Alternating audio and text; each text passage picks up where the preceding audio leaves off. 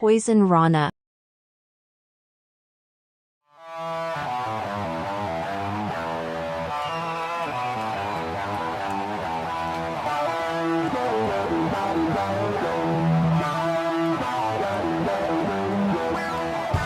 First time in a long time, but back like I never left.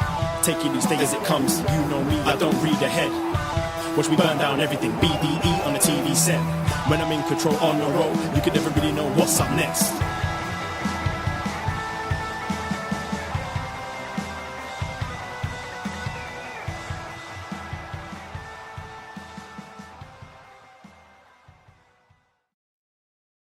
Hello. Hello, hello, hello. Braden Herrington here with Davie Portman for upNXT PostWrestling.com, Apple Podcasts, Spotify, whatever podcast app you get your podcast at.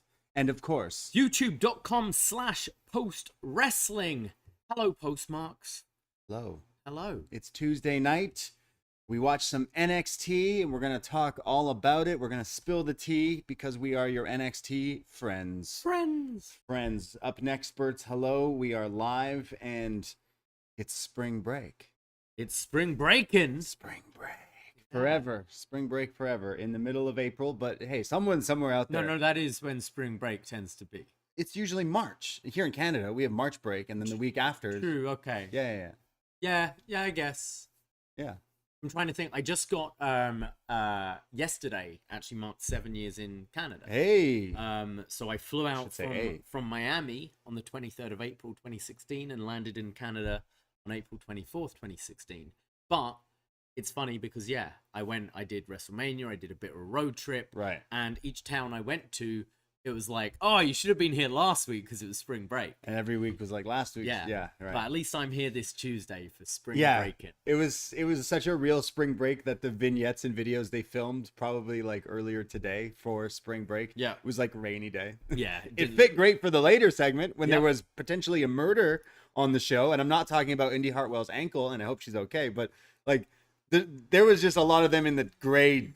The show already went long, and then they're like, and then there's an injury. We just gotta let you know that Pretty Deadly are dead. Yeah, yeah. The main event had an injury possibly, and it went long, but we still got to air the segment where there was murder. So that's classic NXT. Like the things change, they stay the same. So yeah, we'll get into all of that. But happy spring break wherever you are, and whenever it is. Maybe you're listening to this like years later somehow and it's spring break time and that's how you found this. Maybe you thought this was a review of the movie Spring Break, but it can tell you it's not. I'm surprised we haven't reviewed that. No, I'm surprised we haven't done that yet. Great movie, great film. Good film. Fantastic. Big fan. So we are we're going to talk about some NXT tonight, but there's a lot going on in the world of wrestling. It seems in a span of 24 hours things can just change. One day people can be asking, when will CM Punk come back? And the next day, some people will say CM Punk is back. Yeah, just maybe in a different company. No, possibly not. Yeah, these everything's eventually crazy. People are going to ask, when is CM Punk going away? Yeah, I'm almost at that point. Yeah. Yeah. What? I mean, it. Yeah. So he shows up on Raw yesterday, like before, not on Raw, like he shows up on Raw. Yeah. Just wanted to pop in, say hello. Say hi to his friends. Hasn't been there for 9 years. Thought he'd just be like, "Hi guys, how's it going?" Look, I'm not a support. No, that's not true. I was gonna say I'm not a supporter of the Miz. I'm just gonna say Miz isn't my favorite, but I love the Miz because I think he's good at what he does. But is he my favorite? No. But CM Punk needed to mend some things there. Yeah. I think on his part, I think just because. He said some mean things. He did in the past. So is that why he showed up? Yeah. Hey, yo, man. He woke up after everything that's gone on. Yeah. Since Brawl Out. Right. He just woke up one day and was like, "Wow, Miz is in town. Yeah. Miz and Paul are in town. I better go and say hello and hope they're doing well." Does he have like a list that says like people to kill, and then like, you know what, I need to cross people off this list. Yeah. I need to go through them. So the Miz, Triple H, Yeah. maybe Vince, maybe not. I don't know. Just Vince was the one that asked him to leave, apparently. Yeah, so people are reporting Punk was there. People are saying that he was on a flight with some wrestlers coming back from somewhere, and then went to the Chicago arena where Raw was, and then was asked to leave after a little while. So yeah, kind of interesting. Pretty smart because, like I always say, this guy knows how to make people talk about him like all the time. So he's always working in a strange era of wrestling, but he's no matter what, like he is the most talked about thing in wrestling always. There was a new title revealed last night, and people still are talking about CM Punk more than that. I wouldn't say it's doing a whole lot of good of, mending fences in your own locker room. No, I'm sure a lot of people are gonna be kind of like feeling a certain way about that. Yeah. But yeah, no, you're completely right. He always knows how to be in the news. Yeah, it seems that way. And look, I do think things all went the wrong way. I think he is a lot to blame for it, and I do think the guy is a bit of a dick. But I am kind of looking back as well, because this guy is just fascinating. What's going to happen next? What's going to piss him off next time? Yeah. So you going to have some really good matches again and then fuck off? Like, probably. Yeah. But I'm here for the ride. Yeah. I imagine he just shows up to the Allstate Arena? At the arena? Well, then like it's the which is the arena, arena, which is the arena like the main one. Yeah. You then like you hear that Triple H has an announcement that's going to shock wrestling to its very core. WWE Collision. Well, exactly. That's what I was like. Are they announcing this new show on a Saturday? Right. Collision. I can't say I was shook to the core yesterday. No, I think I'm definitely in the wrong, but that title sucks. I hate that title. I think it looks terrible. Really? Yeah. I know. I talking to some friends today. People are like, "No, you're crazy." I'm like, I've been looking at it, looked at the video, the new renders of it. No, I think it's really lazy. I think the AEW one looks way better than the WWE one. Also, the whole thing's a cop out. Like you're saying, sorry, Roman actually booked a movie, so let's just make a new title, a runner-up title. Well, yeah, like I do like the look of the title. I do. I think it's nice, and I like that they've gone more for a bit of a classic look compared to their other stuff. But I mean, I've been against the idea of splitting these titles or having a new title for so long. Like all these titles have meant something recently. Yeah. Like the IC title on Gunther has meant so much more. He's brought so much prestige to it. For sure. And Triple H kind of coming out and being like, hey, so no one's beating Roman, so we better have a new title. Yeah. It gets the feeling, when we've had NXT call-ups, like Asuka just vacating the title and then Ember Moon wins it. It's like, well, it doesn't really mean shit. If this was, like, if the idea is having, like, I don't get... I was definitely in the camp of let it play out with the whole Cody thing, and now you go, well, if you're going to just... be like, well, we can't just have this title on someone who doesn't always defend it all the time. Give it to Cody. Yeah. Have him as that floating champion. Or if he decides to then split it, like, cool. Also, it's funny seeing the belt nerds out there. And I mean that affectionately. There is a lot of them out there. We know a lot of them. Yeah. But it's... All right, so what is the lineage of the title? So it's... We review the Halloween movies every Halloween. Yeah. And we've talked about how there's like different, like it just fractures and splits there's off. The Halloween, Halloween 2, Halloween 3 is separate. Then there's Halloween 4. He's somewhat. And then 4, 5, and 6 were disregarded, and then 2 the other was ones were disregarded, and all of that. Yeah. So then there's a few remakes. So Triple H was given the World Heavyweight Championship. Right? Yeah. Which from many, Bischoff, yeah. From Bischoff, which many say like continues that WCW lineage. Let's say even if it doesn't. We had that from Triple H. It goes up until Randy Orton, John Cena at TLC, I think 2013, where they unified the titles. So it's the WWE and World Heavyweight Championship, but he's carrying both the whole time. Right. Then you get like Daniel Bryan winning it, and then it gets vacated, and then I think it's Cena, then Brock, and then I think eventually, like so. Eventually, they Brock just starts carrying one title around, doesn't he? Right. He just has the WWE title, but it's like that title's eaten that one up. So essentially, it's still got the World Heavyweight Championship lineage, and then this got unified with the Universal title that they created. So now that one surely has all the World Heavyweight Championship and the WWE and the Universal lineage. But now, aren't they saying that this is picking up from that one, the lineage of that one? So where do we end? Is it Randy? Is Randy the last champion? I guess so. It's such a cop out. The whole thing. Look, titles are props anyways, but like the whole thing is such a cop out that why wouldn't you just have a match where Roman split it and have that at back? Like maybe the guy's, I don't know, if he's just not announced for this show. It seems like maybe he's gone for a while. Like clearly they just want the 1,000 day thing, and then this is their way around it. I just feel it's so weird, so lazy. Like think of it as a movie or a TV show, and like the bad guy doesn't even get killed, and they're like, you know what, we'll just go off. I think what makes it worse is if Cody ends up winning this new championship.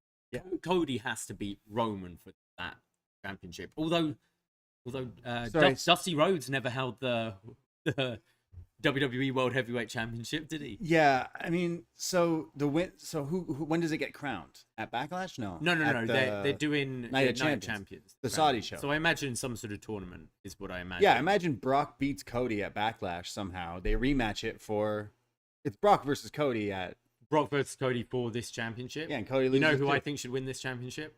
Roman Reigns. Yeah, have all three. Yeah. Why not? Just do it. The Triple Crown Championship. I don't understand it all. I love that they were like Triple H has a groundbreaking announcement. It's such a Tony Khan thing to do. But then it was just like, hey, here's this title that like is like what? Like what was the reason? Did someone ask for, hey, we need another title on this show? Okay. The only thing like the only way I see it, why they're doing this, is if they're doing a really, really hard brand split here. Right, okay. And that I'd be interested in seeing, okay, because we've seen so many times in the past, they start the roster split and then they lose interest. They go really hard from it. Like at the start, they'll have SmackDown pay-per-views, Raw pay-per-views, then they'll start merging the pay-per-views, then they'll have, you know, the one night a year where Raw and SmackDown fight, and then they'll do it again, and then again and again, and it kind of fizzles out. Like, this is Triple H's round going at it. Like, if you're doing a really hard split, and, you know, make it hard, make the shows look different, like all that kind of stuff, I'd give it a go. But I do think it needs to be your like at this point, it's not going to be Sami Zayn. It needs to be Cody to eventually beat Roman for this thing. You still need to treat this title, Roman's title, as the guy to beat, the one to beat. But it does definitely make this new one feel like a 1B right off the bat. Oh yeah, it's right definitely away. A consolation prize. Yeah, right away it feels that way. So it's so silly. Like the announcement just felt like a cop out. Like, okay, you're now just gonna give. What happens if Cody wins this? He's supposed to act like he did something. No, you lost. So like, what does this actually? So like Roman going forward will only be on SmackDown. Well, wherever he's drafted to. Oh right, okay. Oh, so maybe SmackDown's getting this title. Like Roman could be on Raw. Roman's not gonna be anywhere for a while, it seems. But like he could be. I think Roman's at Night of Champions. I think he's defending that on that show. Okay. I think because that's the day 1000 lands on that day. Oh yeah. Okay. So I think he's defending there. Right. Okay. I see Roman probably staying on SmackDown and this being the Raw Championship. Well, after tonight, you should just give the title to Oba Femi.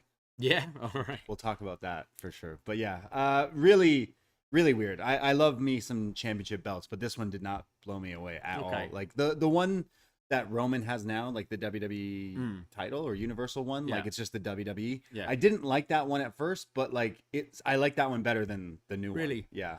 I like that it's got a bit of that classic thing on it. Yeah. I do think it looks the like WWE thing looks a little bit stuck on, like in the middle. Yeah. But I like that it's got a bit more of like trying to lean back into the history a little bit. And I guess to me it looked like I love 2K, and we haven't played enough in 2K23 yet, but we have played it a bit. And like some of the creations on that game are insane. Some of the wrestlers and things people can make. They've already made this title and stuff like that.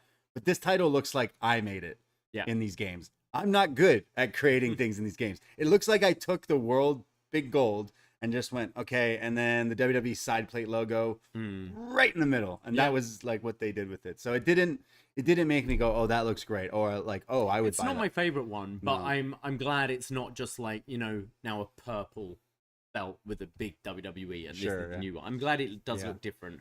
I think it makes most sense. Like, I think it should be Seth to win this thing. Because almost. No, I just, as we said, like it doesn't, it really feels like a consolation prize Cody wins it. Right. Like, Cody's got to win that big one. Seth is hot right now, is someone who's going to consistently put on great matches, is in that babyface role now, and has already held the WWE and Universal. So it's not like his first big championship win is this new fake belt. Sucks. Like, he's someone who can establish it. And I think that makes more sense than anyone probably. It's just kind of silly because it's supposed to be the WWE Universal Championship, which is the one that Roman has the crazy reign with, right? Which I think is one of the dumber names of a title. You could just have that one eaten up into the WWE. So Roman then has the WWE title. Sorry, the WWE World title Roman also has, and now they have the WWE World Heavyweight title. Yeah, but they dropped even though it says World Heavyweight title, I think it was when Dean was champion. They pick and choose. When Dean became the champion, they just started calling it the WWE title, and then it was the Universal title. Ridiculous. And they haven't said World title. So silly. Just have one, and now we're adding a third, it seems. No, I much prefer having one champion. So weird. And as I said, the only reason why I think they're doing this is to like do a harder brand split. Yeah. But just have the IC. I already see, like, they already have it headline. on sale, right? Like, that's another thing. Like, belt wankers these days love these things. So, like, it's probably already sold, like, a fucking shit ton. Oh, yeah. So they're sure. probably fine.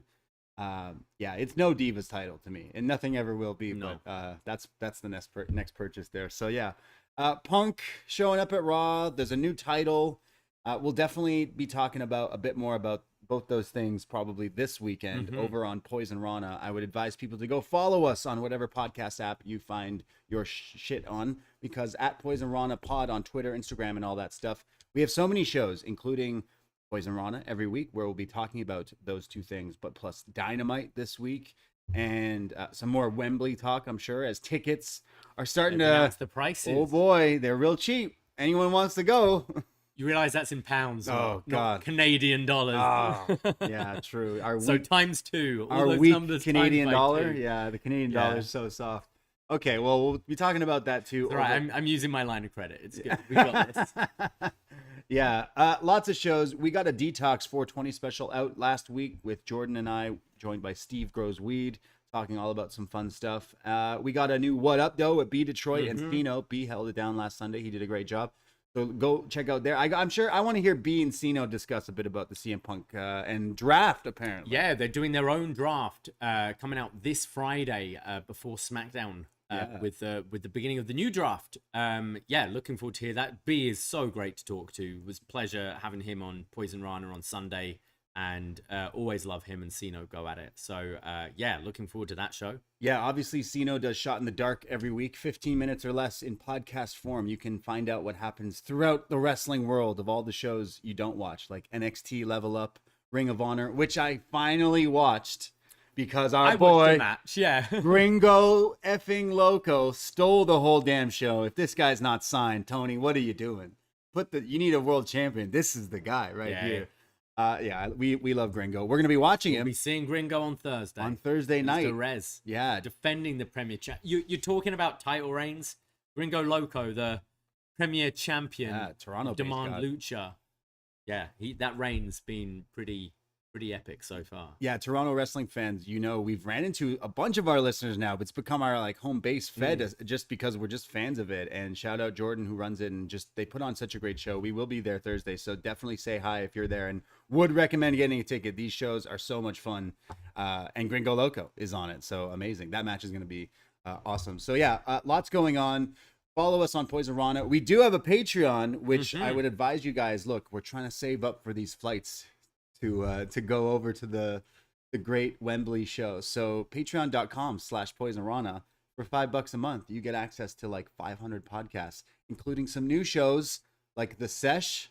The Sesh, yes. I was joined by Brandon from New Jersey last week to talk all about episode 4 of the final season of Succession. Wow. And this week I'll be joined by our friend from Australia, Jared Black. Nice. We've talked to him about a bunch of Friday 13th films before. Chucky. But, he's binge watched Succession and really wants to chat about it. So he's kind of cashing in his Up Yours to do an episode of The Sesh. Hell yeah. Another big episode this week. Can't wait to talk about that. I'm actually recording that tomorrow, so we'll hopefully release that one tomorrow night. But also on the Patreon, we just we finally hit a milestone.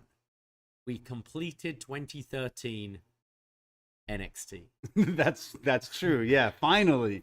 Yeah, we do a show called What's Next. Yeah. I know we are up next, but we have a show called What's Next where we go back and we do retro NXT reviews, and we started right from the beginning, and then we've been going through like the Full Set era and stuff. So we've been covering 2013 for quite a while, like hot young Sami Zayn, Bo Dallas, Sasha Banks becoming the boss, Charlotte being introduced, Bayley, some huge names.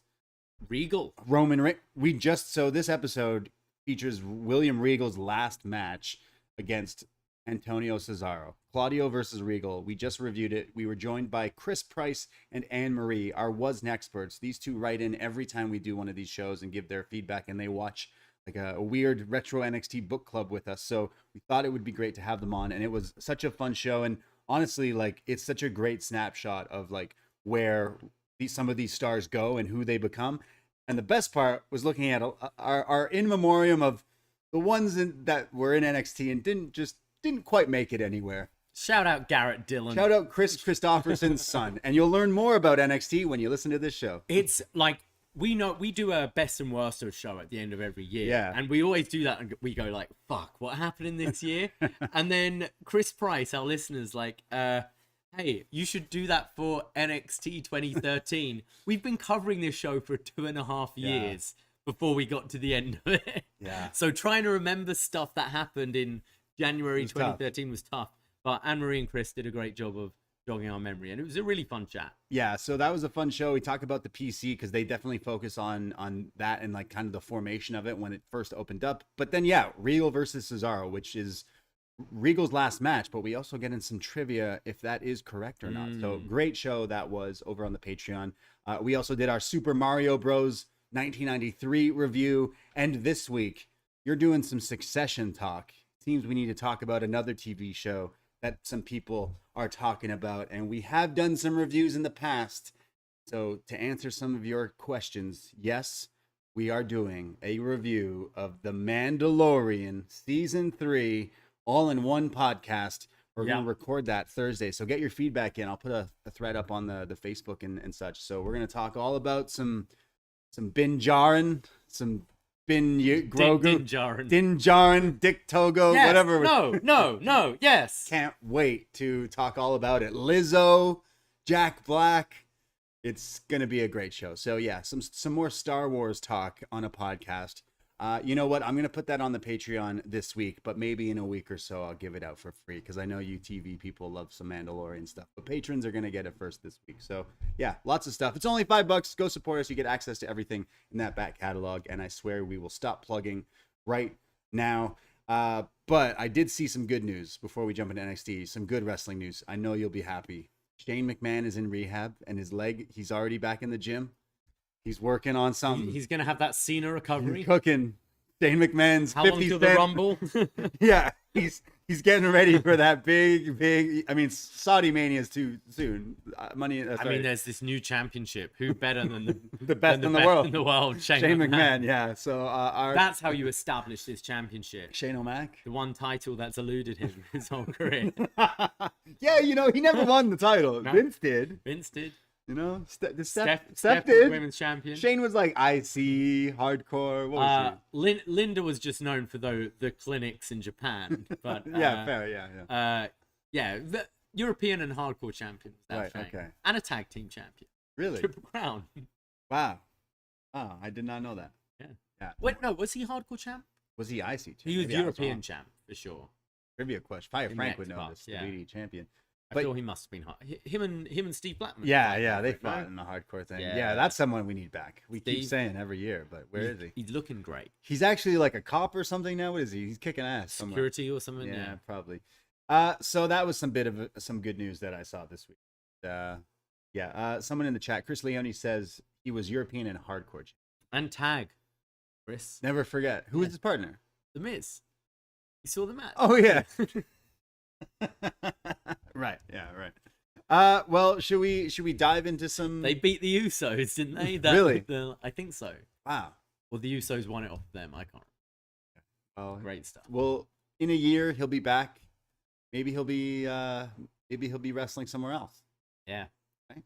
He's got to complete the trilogy against the Miz at Mania, I think. That'd be pretty sweet. Grayson Grayson Waller helps Miz win. Oh yeah, we need the rematch.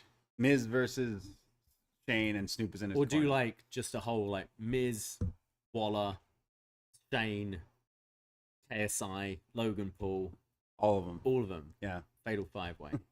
perfect. Yeah, all the people who do elbows. Yeah, yeah, pretty much. Yeah, good That's stuff. true. Well, should we talk about some spring breaking? Yeah, let's do it. Let's break some spring, whatever that means. And we shall talk about the Tuesday, April 25th edition of WWE NXT Spring Breakin. And we have a great video package here where it's all the NXT cast and stars and superstars and PC people hanging out, having a picnic and a spring break party on a somewhat gloomy day. Yeah, kind of unfortunate. The weather has been bad down in Florida lately. So I hope everyone down there is doing okay. So they're hanging out and they're having a picnic, and we see all the likes of the stars like Hank, Tank. Hank and Tank. There's got to be some other guy with a matching name. There's all the other people. We see Frank. Yeah, Frank, Tank, Wank. We see Ivy Nile fighting someone doing an arm wrestling contest with the Creeds, and they're like, yeah, no one can beat Ivy in arm wrestling. We see Big Body Javi is looking through the food, and there's one hamburger left. And he looks down and he goes to grab it, and someone else tries to grab it, but he beats them to it. And before looking at the person, he says, "Wait, you trying to steal Big Body's burger?" Like, no, don't you know who I am? But he looks up, and it's Big Body Daba Kato. Oh. And then it's like a Scooby-Doo like runaway scene, like and Daba's chasing him here. Nathan Frazier just living in the past, wearing a NXT UK t-shirt. Yeah. Pour one out. I wear old t-shirts. Yeah, it's fine. Yeah, it's fine. Ago, yeah. It's like wearing like a band that's no longer together. It's Yeah. cool. It's kind of I hipster, guess right? so, Yeah. So he's hanging out with Wendy Chu, and we haven't seen Wendy Chu in a while. Yeah. Well, they're here. They're playing cornhole, and he helps talk her into like winning here, and she gets like the bag in the hole or whatever. We see then the witches. So Nathan Fraser's trying to teach her how to play, and she's like, that sounds impossible. I got to throw it into this hole. Almost sounds as impossible as Andre Chase beating Bron Breakker Tonight. And then she does it. So she's like, oh, maybe Andre Chase will beat Bron Breakker. And then they laugh. Nah. Yeah, We see Isla Dawn and Alba Fire. The witches, of course, in this party found the big fountain, and they're casting spells. They think it's a cauldron. And that's when we see Big Body get thrown into the fountain, and the witches are talking some witches. And kill him. Yeah. Sacrifice. First murder of the night, First murder technically. of the night. And I could be wrong, but I'm pretty sure the Scottish witches were drinking some iron brew. Yeah, you took a still of this, and I think it is orange bottle. Blue Yeah, lid. let's do the math here. 2 Scottish people and a bottle of orange, like, pop. Iron brew. So it's iron brew for sure. So shout out iron brew. Davie opened my eyes to the brew that is iron. Yeah, I always quite enjoy these openings NXT do. They're very cheesy, but they're pretty fun. Yeah, pretty campy NXT type stuff. But you want more camp? How about a trunk match? That's what we're starting with here. Every time I kept on thinking they were saying a Trump match. A Trump match. Trunk match. What would be a Trump match? They've had a few. I mean, WWE. back home we'd call it a car boot. Right, a car boot match. Car boot match. A trunk. Yeah. Right, okay. That was the NXT UK ones. Car boot match. Car boot match. With Pretty Deadly, yeah. So Tony D'Angelo and Stax are taking on Pretty Deadly here in this grudge trunk match. And so the obstacle of this match is you got to incapacitate your opponents and put them in the back of a trunk and drive out the arena. Classic. Everyone knows this. I was talking to our friend Fire Frank earlier today, and he says, doing some trivia that Bruno Sammartino used to, defend his titles to the wide Italian audiences back in the day with a trunk match. In a trunk match. Yeah, probably. I believe every word of that. Yeah. So it's like an ambulance match. It's like a last ride match. Yeah. So they show the car. It's this like old classic blue Chevy, I think. I'm not a car guy, but it looked nice. And this popped me so much here. Vic Joseph and Booker T on commentary, of course. And they mentioned that this is actually Stack's uncle's car. And Stack's uncle is Henry Hill. So kayfabe-wise, They are telling me that Stax is in fact related to Ray Liotta and Goodfellas.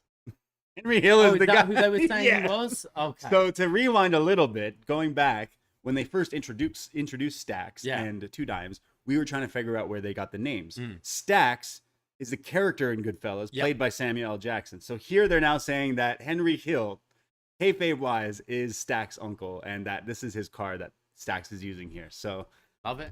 I was just blown away by this, and you can check out our Goodfellas review on our Patreon from last summer. Fantastic movie. So it got me with that. Maybe Henry Hill is his uncle. Yeah, I mean, he could be. Possibly. He's dead, but he still could be his uncle. He can still be an uncle being when dead. You're dead. Shout out dead uncles. We all love you still. Bless them. So this starts off with Tony D and Stax fighting off these guys. It's a street fight, but a trunk match. I love Pretty Deadly's street fight gear. They're wearing just their crop top things and tassel pants. Like cowboy, tassel pants with knee pads over it. It's like that's what they wear in the streets, so that's what they wear to this kind of match. So these guys are all brawling. There's chairs and chains brought into this. Lots of callbacks to old Tony D matches. And there's trash can lids getting thrown and drop kicks into the face. There's then like the set of Spring Breakin is like beach chairs and things. And there's a ball pit, a pit of balls. And Tony D throws both Pretty Deadly into them, and then Stax does this running senton into the ball. This looked like fun, but just jumping into the thing. Is there adult? Yeah, a lot of these weapons didn't look like they hurt. No. At one point he uses a foam surfboard dinghy board thing. Yeah. They go to commercial. When we come back, we see now Pretty Deadly is in control, and they're using the chairs and smacking these guys around. And then they hit spilt milk on one of them in the ring, and then they get the other outside and they hit it again, and then they start to drag them through the crowd because the car is set up we had the ambulance match a few months ago. It's in the same kind of position there in the CWC, and these two are dragging Tony and Stax over there. And that's when we don't see Stax for a while, but when Elton goes to open up the trunk and put Tony D in it, Stax is in there with a fire extinguisher and just sprays Elton in the face. And I remembered which one was Elton because he's blonde, just like Elton. Thank you. Tony D then pulls out the crowbar, another callback here, nails Elton in the face, and then he just so happens to fall so elegantly into the back of a trunk from a crowbar shot. They then hit their finisher, pretty much the Aussie Open finish, through a table on Kit Wilson, and then they put him in the back of the trunk, and they close it. And Pretty Deadly are going to sleep with the fishes later tonight is what they joke about. But boy, were they serious. Yeah. But yeah, that was the trunk match. Yeah, this was pretty fun. There's only a certain level of, violence these WWE, especially NXT matches go to at this point. So it's pretty your normal, general kind of hardcore plunder. Yeah. But I thought it was a fun enough open to the show. I did feel kind of bad for Pretty Deadly because on commentary, they're making out like these guys kind of deserve it. My memory serves, it's been more Tony D and Stax just fucking these guys up the whole time. Sorry, the goofy male model guys or the mobsters who have openly said they've killed people. Yeah. Wrestling's great. Yeah. But yeah, this was what it was. It didn't get to any crazy level, and it didn't get to any actual crazy spots, and but it was as fun. Soon as you see people using foam surfboards and things, you're like, yeah, it's what it was. But they I do continue to be impressed by Stax as well. He had a really nice drop kick in this match, through the trash can lid in the head and drop kicked in. No, I do think he's pretty good. Well, Pretty Deadly are in the trunk, and then the boys get in the car, and then they honk the horn, and they drive off. Yeah. More on that later. A lot later. We then see another car now pulling into one of the parking garages here at the CWC, and it's Tiffany Stratton as she gets out of this car, and she's looking pretty in pink. She says she rightfully has her chance tonight, and she's going to take that spot. She's going to get rid of the crybaby Roxanne, and says that Indi Hartwell, you're so 2022, and I'm so 2020 Tiff. Every week she's just got great puns. Yeah. Yeah. She then says, Indi, after I beat you, you can go back to having boo-boo face. It's Tiff time. Later tonight, she's saying she's going to walk out women's champion. Sounding good. dissing her opponent. Yeah, they had a little feature for all three women. Yeah. Throughout the night. Also, she has a new WWE shop T-shirt. Tiffany Stratton. Oh yeah. It's hot pink. Oh. And it says, "I'm hot." I kind of, that sounds like something I. Yeah. I was look. eyeing it earlier, like, that's not bad. It does say, "I'm hot, Tiffany Stratton," so that does kind of kill the vibe, but knock off upNXT "I'm hot" shirts coming. New merch coming. Oh no, I kind of like it. Want it. It looks like the and then Ziggler one. It says on the back, "Toodles." Oh, even better. In like fancy cursive. Right. Just great. One of the better shirts these days from WWE. Yeah. I do. WWE have upped their material. I think so, yeah. It's a lot nicer. Even just looking at this picture, it looks like the nice one. Nice. Yeah. Right. Well, we go to Duke Hudson and Andre Chase backstage. Andre has his match with Bron later. He's a little nervous, and Duke has his trophy. He's kind of hyping him up, and he says, "Come on, Andre, you got this. It could get ugly out there. Braun Breaker is an animal, a wrecking ball, but I believe in you. All right, I got this. Maybe I do got this." No Thea Hill here today. It looks like she tweeted that she was busy doing math homework. Okay. Don't know if that's a work or not. Yeah, they did bring it up on commentary, and they were like how they wanted like just it them to be focused and just those two. Yeah, right. Well, we go to commercial, but when we come back, it is that match. Duke Hudson and Andre Chase in the ring, and out comes Braun Breaker. I swear they added more dog barks in his entrance now that he's heel. He still has like the colorful like entrance lights and Tron, but now he's like all black singlet, a bit dark. Like, I don't know, he just looks a bit meaner, right? Because he's playing up the heel. Yeah. And on the back of his singlet, it says "meaner than evil." Meaner than evil. I mean, what's evil done for me lately? So he's meaner than evil. Yeah. So he's meevil. Medieval. Medieval. So we see. You went to medieval times, didn't you? I did. Yeah. How was it? It was pretty lit. Good. Yeah. I mean, I was pretty lit for Yeah. it. It was pretty good. They don't let you use utensils because they didn't have utensils in the Middle Ages or whatever. But So you're like our friend Mark on Christmas Day. eating with my hands. Yeah. But then I got a refill on my double pina colada, so that was fun. Nice. Because they had double pina coladas back in the medieval time. Yeah. Was it a good pina colada? It was pretty decent, yeah. I also had what they gave you, like chicken you got to eat with your hands, and then like you got to eat everything. Chicken. Yeah, you got to eat everything with your hands, which is like, all right, cool. But then it's a pretty good show. It's pretty fun. Like I think they're missing the mark on there needs to be like adult versions of it. And I know what people are thinking, like, yeah, that's Game of Thrones and all that, but like live action. Like up it, like your 10 p.m. show should be like a guy's arm getting cut off and blood coming out and stuff like that and swearing and like, you know, they need to work on the storylines a little bit. Yeah, people getting decapitated. Yeah, that'd be awesome. I'm with you there. It'd be pretty sweet. So, but still, pretty fun time. So we need to. Next time, I'm just gonna get like 2 shrooms and go to me. Right. Where am I? What year is it? Start fighting the Red Knight. I would say they're progressive though now. Medieval times, it's not a king anymore; it's a queen. Oh, and she's like 20. Okay. Yeah, everyone there was acting British, and like I know you of all people would be like, "That's a fake accent." Oh, that one's real. No, that one's fake. Because I'm like, you know, right. It's a fun time. Are they all just talking like this? Yeah. Right. My server was like, "My name's Nicole, and you can call me a wench, but please don't call me that outside of work." It's like, all right, thanks, wench. It's weird. After being here so long, you can start to be able to do an impression of a North American person doing a British accent. Right. It's like, yeah. Yeah, I feel your pain. Yeah.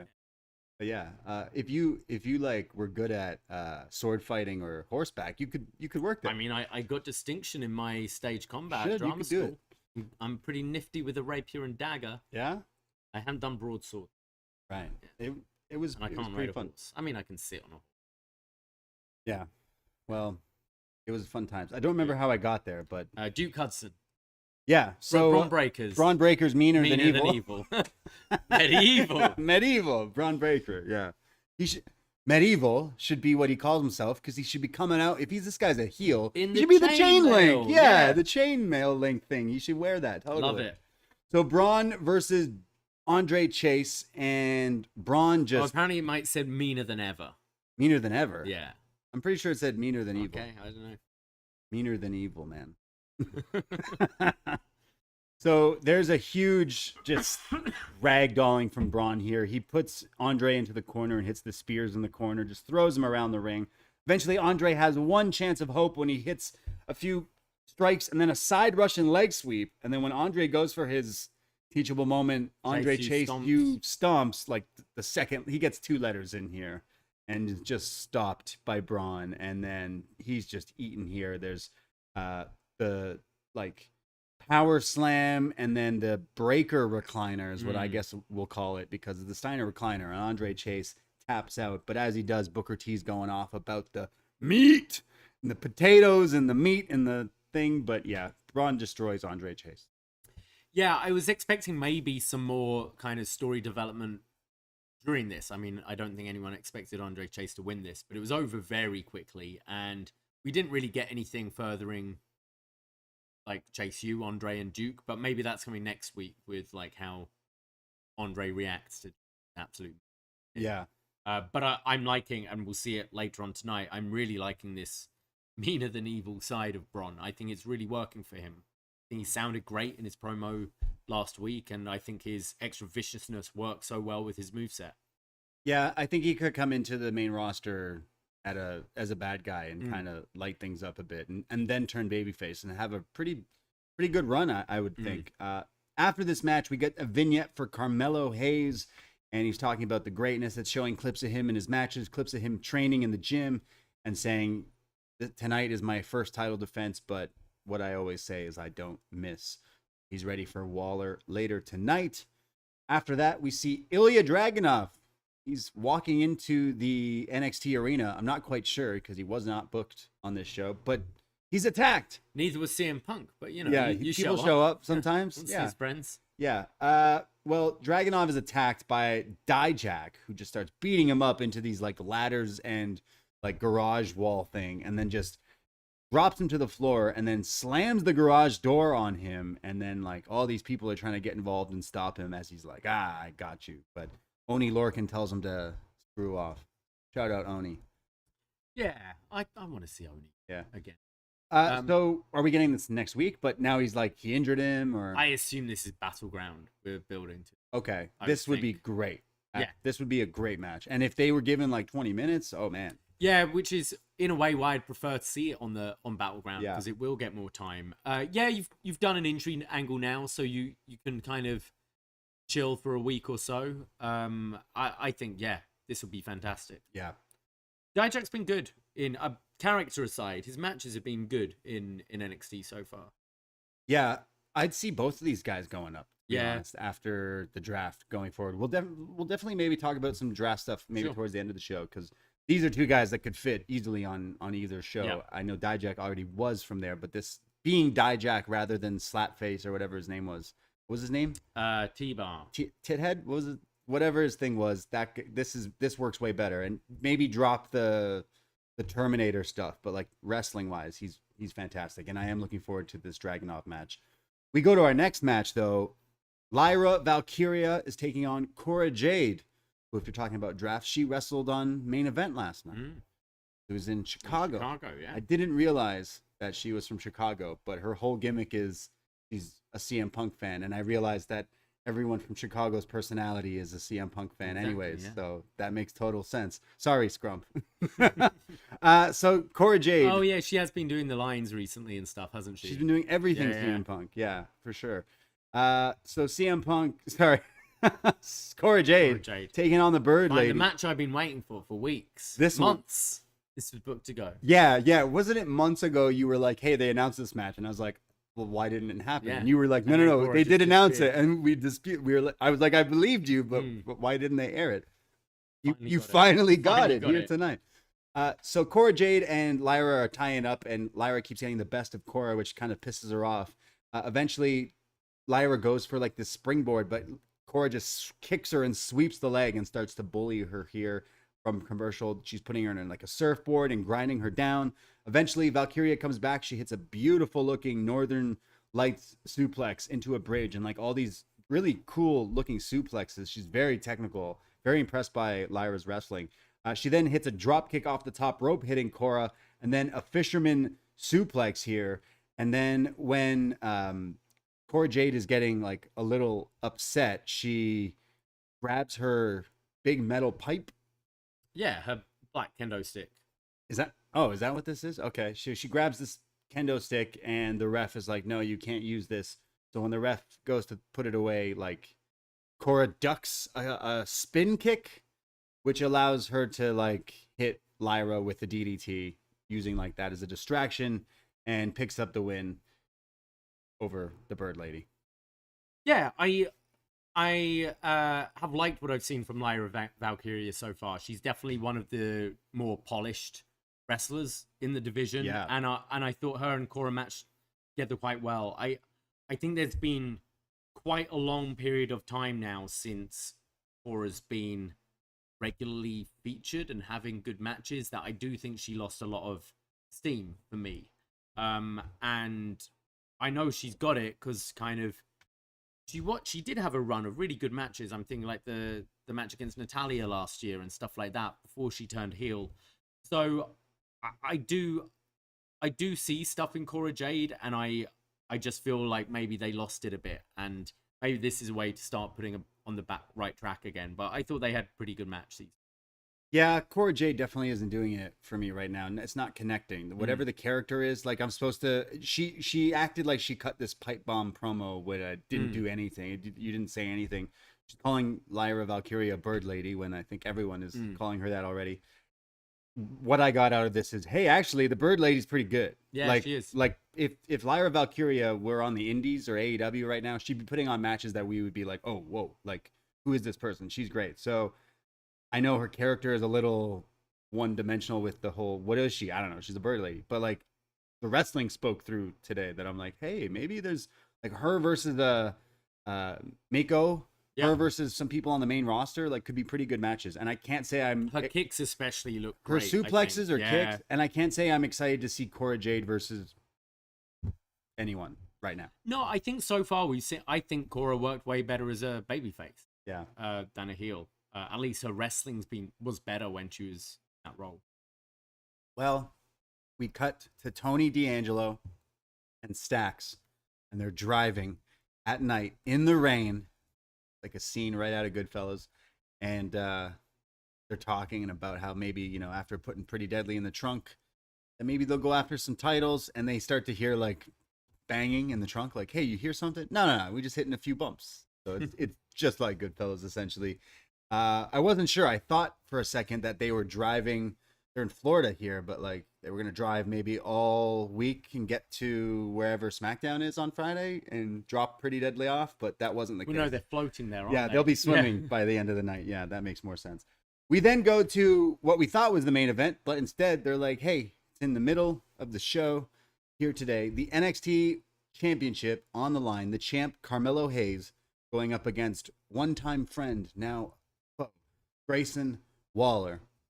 And Grayson Waller had a little promo where he's in the back. He's got his golden shoey with his golden lady who holds the shoe for him. Yeah. I love this. And he says that tonight he will be drinking the golden shoey over the prone body of Carmelo Hayes.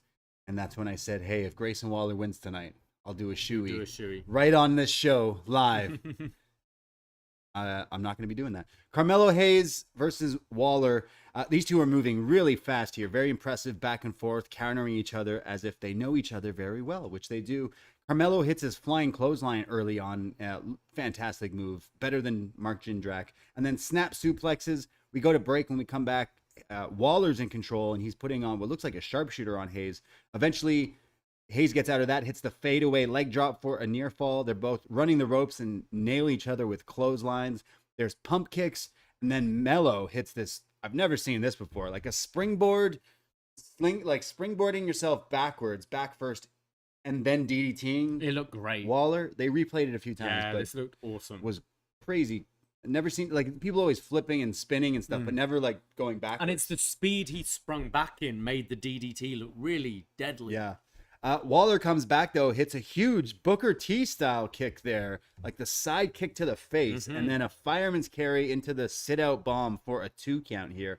He's getting a little frustrated. He goes for his roll into the ring stunner, but it's blocked. And then Melo seems to be going for some sort of springboard move, but in midair gets caught into a stunner. This looked great.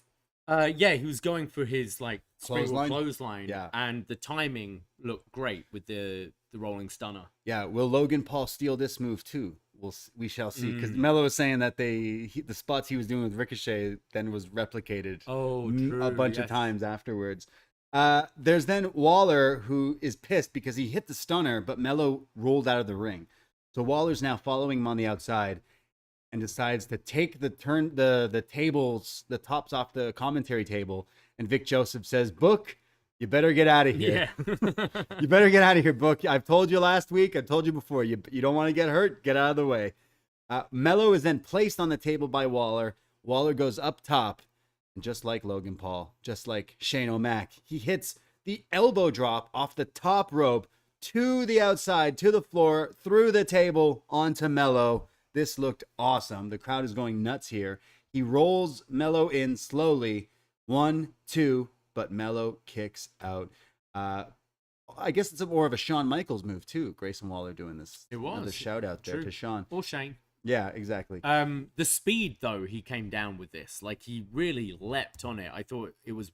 We've seen a bunch of people do this move, but I thought this one in particular looked really, really good. Somehow, Hayes gets back up. He hits the... he counters the rolling stunner again, and then nails... What does he hit Waller with? Well, Waller looked like he was groggy for a second there. And then Hayes goes up and hits the nothing but net, the flying guillotine leg drop, just crushing Waller here. And he pins Waller, who does the kick out after the 3, just slowly, like... It's more the Mick Foley one, where you're like, you just slightly kick the leg. It's like, I'm trying to, but I've got nothing left in me. So Carmelo Hayes puts away his friend, Grayson Waller, in a pretty awesome NXT title match here. I was a little puzzled why this wasn't the end of the show, even with this angle afterwards, but I thought Grayson Waller showed up. I thought Melo kind of had to prove himself a little after what really wasn't the match people thought they would be talking about with him and Bron. That seemed like such an afterthought now that clearly we're going to go back to it again. But this was a great little like first defense. I thought this was really good. Both keep on impressing me, keep on stepping up every single match they've had. I thought these two matched together really nicely. They got to do some really quite spectacular things. And especially when it started to reach its crescendo with like the elbow drop to the table and stuff, I thought it was really good. I do see this maybe being the write-off of Carmelo Hayes. I think he's ready. You mean Grayson? Sorry, Waller. Grayson Waller. I think he's completely ready for main roster at this point. Yeah. And I'd have him come in as like a pretty high draft pick.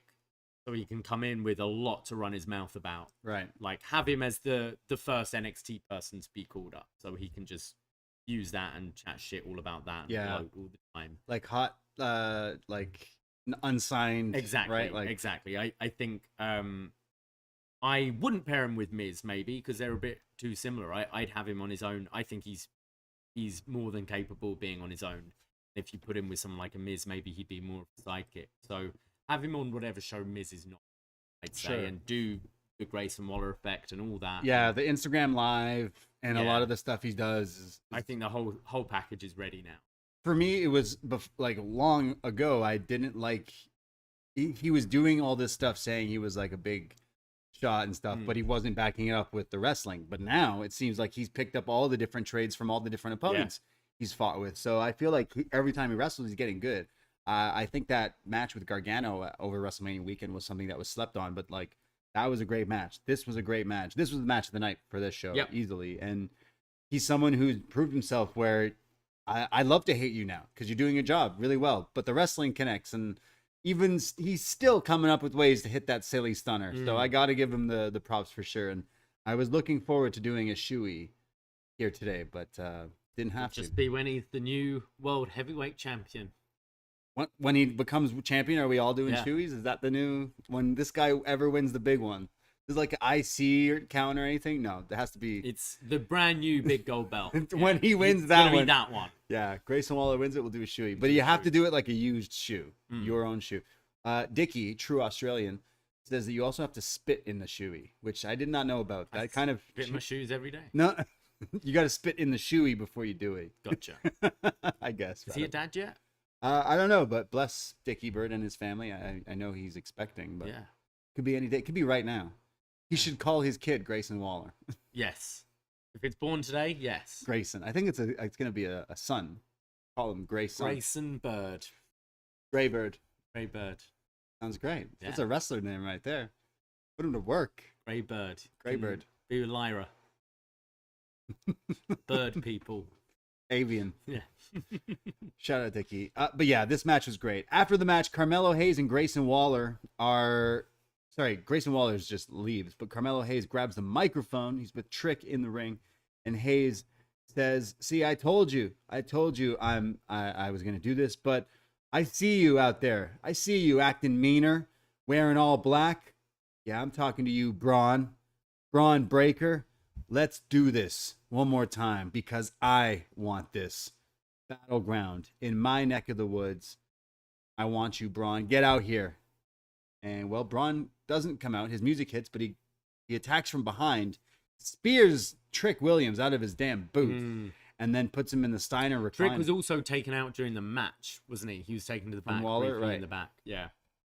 Well, Braun sends Mello flying, and then puts Trick in the recliner, and then stands tall. So I think our battleground main event is set. It is a rematch, Braun versus Mello, but this time in Massachusetts, which is then had the big spear. Oh, right. Sorry. Yeah. Mello is now outside of the ring, and then Braun chases him through like the crowd area and then runs at him with full speed and spears him right through like the set piece. It's like almost near the perch area that they clearly like put that there, just put a sign over it, and then just speared him through the wall that they made. It looked great. I thought this was one of the best times they've done this. We had the spear through the barricade, didn't we? Where Waller sidestepped him. And, Right. Which looked like, because we know what a WWE barricade looks like, and then this bit is like of this weird wood. It's so like it's paper like, or oh. something.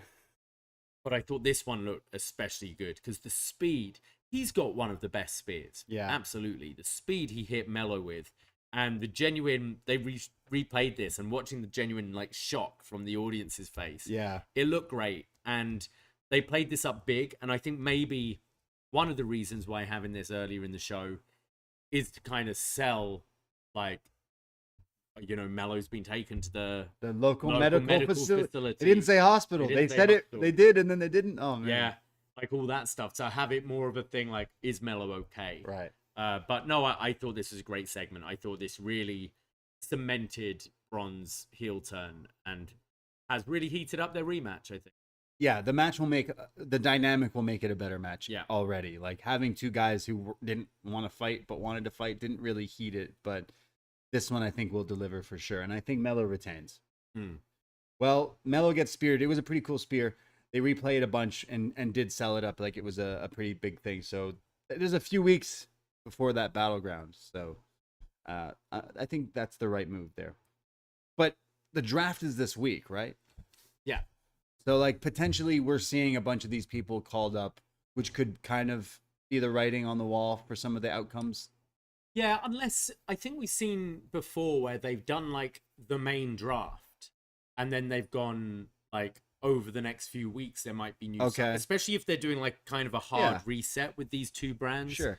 I think you can sign a Grayson Waller on Friday, and then after Battleground, still have one of these show up to SmackDown or Raw. Okay. Yeah, because like having Braun get drafted and then have a title match is kind of you see where it's going. Yeah, and which they have done that as well, haven't they? When you had like Kevin Owens on the main roster while he was still in NXT as the champion and going to fight Finn and all that sort of stuff. We then go to a video for Roxanne and her match. She's in the Triple Threat Women's title match tonight. She says when she was younger, most girls were into Disney princesses, but not me. She says, then I saw WWE and I was starstruck. I became such a big fan and I want to follow in the likes of Bayley, Lita, AJ Lee, and the Bella twins. And she says that tonight is her night of regaining her title. Shout out to Bella and AJ Lee. Yeah, big fan of them. I guess she's mentioned those specific ones a few times now. Yeah, I find it funny how obviously Lita's been back in WWE a bit recently, but she's talking about all these women who I was watching when I got back into wrestling 5 years ago, my 10 years ago. 20s. Yeah. And Lita is the one I was watching when I was like 12. Right. So yeah, it is kind of it's like say Lita as well. Okay. There's some old ones in there, yeah. Say Victoria. I think it's all very genuine. Like you see the pictures of her being a fangirl and stuff, but I kind of want to move on from that now. Yeah. She's already been the champion, the person in this. You're recycling. I don't want to hear that, you yeah. like going off about Bayley such a and fan. AJ Lee I'm such a anymore. Sure, you can maybe redo that on the main roster if you want to, but there's more to her, I think, that she needs to explore now. Right. Hoping we get AJ Lee back in the ring. Watch her every week I listen to her every week on WoW, and I have not done an angle yet where a wrestler's tried to fight her, but hope that comes soon. There was a big match this week, and she's been great on commentary, by the way, for those that don't watch, but there was a huge, almost War Games-esque match this week on WoW. Would highly recommend. We go to a video recap showing last week where Brooks and Briggs and the whole thing that happened with them last week, which felt like it was like 3 weeks put into one, really. I'll go into this segment, then discuss the real segment. Joe Gacy interrupts Joe Coffey. Lots of Joes. Cup of Joe and a creepy Joe here. And he's like, Joe, I know you're on the phone, because Joe Coffey's just so busy. And says, the Dyads want a rematch. They want a title shot. And this is when Ava Raine shows up out of nowhere and says, the Dyads were not pinned in the Dyad, yeah. The Dyad lads were not pinned in that match, so they deserve a rematch. And Joe's like, yo, like, how's that my problem? I don't care. And Joe Gacy says, how about next week? It's Joe versus Joe. And if Joe wins, Joe wins, the Dyads get a rematch. And Joe has to think about it for a second. No, he's like, what's in it for me? Gacy says, if I win, then the Dyads get a rematch. And Joe Coffey says, well, if I win, what do I get? And Gacy says, if you win, then the Dyads get their release. You stole the words out of Sorry. my mouth. He says the Dyads will never get a title shot against Gallus for as long ever as again. Yeah. Wow. So either next week we're gonna find. So the match isn't next week. It could be Battleground. So yeah, both Rip and Jagger put out a tweet this week. Wait, isn't his name Rip Jagger? Rip Fallon and Jagger Reed. Oh, right. Put out a tweet saying that they'd asked for their release, it'd been denied, and it's like October 14th and 15th that they'll finally be free. Free. And then they're not on the show today, but they are given this stipulation that next week, lads, you're either going to win the titles or you're never going to do shit here until you're gone. Like, do we even see them? Because next week... They just no show. Like, Joe Coffey just got brought back, so why would he lose to Joe Gacy? Oh, yeah. So it's Gallus winning, and the lads never getting their shot. And just never showing up. Why would Joe Coffey lose to Joe Gacy next week? Unless it's some I sort of DQ. Joe Gacy is the match, right? It's not like they'll even be there next week. Yeah, Joe so you're Gacy. right. We might not even... This might be their write-off, just quietly. Yeah, this was their write-off. Yeah. They weren't there. No, I think you're right. I mean, Coffey's not losing to Gacy. Coffey's absolutely winning. So yeah, I think you're right. I don't think we'll even see the Dyad. Like, unless Joe Coffey like beats the crap out of him and like gets DQ'd, like Gacy goats him into something like that. Yeah, maybe. Honestly, like the Dyad lads, they're great when they were GYV, and I heard you talking about them on Poisonrana last week, and like they would be something that scrap this, have them show up on a SmackDown or Raw in the next few weeks and just start from scratch, and they'd probably impress. Other than that, like they'll do nothing until October, and then they'll somewhat be a hot act in Impact or something like that, and just be a little happier doing something like that. You know what I mean? Like it's worth just giving them a chance, even if what you're giving them on the main roster is being jobbers to everyone. You know, give them that main roster money and see if whatever they do connects, works. Shoes off for Gibson. We'll find out next week. The Battle of the Joes. The Dirty Joes next week. But are you ready? It's the real main event time here on NXT. We get this video package that was WrestleMania 19-esque. It, like, the way this video package was put together made me think, is this the greatest story NXT's ever done? Because they're like, starts from months and months and months ago. And it just kept on, it was chapter after chapter and just kept on. It was like a 4-minute, 5-minute video. Long. And I loved it. Like, I loved this ridiculous story. And it's got like the music. I'm mentioning old WrestleManias because it's got like the music underneath certain parts of it, playing emotions. Like, what is this storyline even about? Comes to an end, and then it's like boom, and it comes back into it with the next chapter. But she's cheating on you. She's cheating on you, Brooks. But I love Stay her. out of my business. Daddy, I love him. Yeah, just so ridiculous. Everything going through this storyline. It was just brilliant. This video, I don't know who did this, but someone out there, please make sure the person gets their props. Someone out there, somehow, some way, make sure whoever did this video gets all the flowers because this popped us so hard. This was better than the match. We go into the main event. It's not really the main event, but it's ours. Former best friends, now possibly bitter enemies, Josh Briggs and Brooks Jensen teaming in an against each other in an intergender tag match, meaning Briggs is teaming with Fallon Henley, former friend of Brooks, and Brooks, the new man Brooks Jensen, teaming with his girlfriend Kiana James. So this starts off with Briggs and Brooks staring at each other. Brooks in like traditional gear. He's in like these red like pants with white boots. His hair tied back. He looked pretty good. He was in wrestling gear. I don't know if he looked pretty good. I thought he looked pretty good. I hope he goes back to wearing Leonard Skinner shirts. I don't know. No, I quite like this look for Brooksy. He's wearing like a button-up white shirt with the ponytail. Yeah, and for the entrance. Yeah, it's just so funny. I thought he looked fantastic. Oh, I don't know. It was a look. So this match starts off. At first, it's Brooks who kind of gets the best of Briggs and kind of laughs at him, like, see, you didn't think the kid could get the best of you, but Briggs easily then throws him out of the ring and is like, nah, I'm bigger and stronger than you, kid. Come on. So eventually, there's a tag in, and this is when Fallon and now Kiana have to go in there. And these two are former friends, well, not friends, but former champions together. But these two right away are just attacking each other and beating on each other. And Kiana is like now standing on the apron and gets bumped off, but Brooks runs and saves her and then uses Kiana as a battering ram and boots Fallon in the face. It's like, I can't hit you, but I can use her to hit you. Girlfriend to hit you. That was great. Yeah. This should be in every intergender tag match.